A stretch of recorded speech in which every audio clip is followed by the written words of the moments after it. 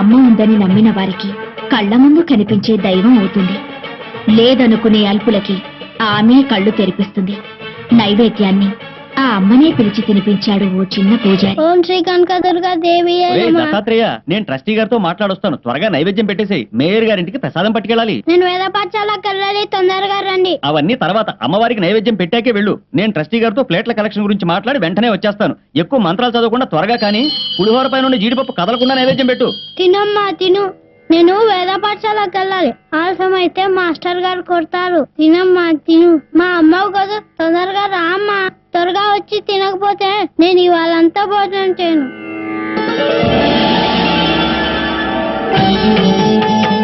తినమ్మా, చల్లారకుండా తిను. ఇవాళ సామవేదం చెప్తారు, ఆలస్యం అవుతుంది. తొందరగా తినమ్మా.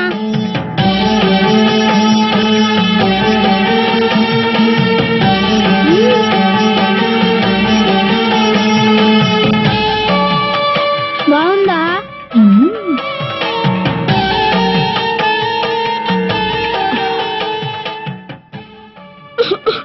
పొలం మారిందా? శివుడు తలుచుకొని ఉంటాడు. నేను దిష్టి తీస్తాను.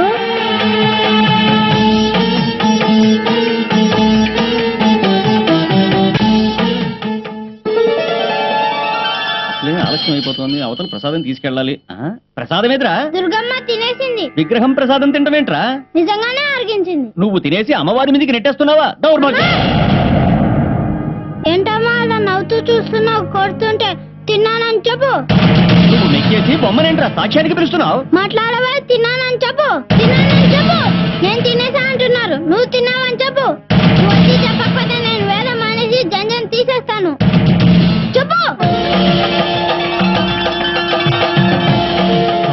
ఒరే, కమ్మని పులిహోర పెట్టి చెయ్యి కడగడం మర్చిపోయావేరా?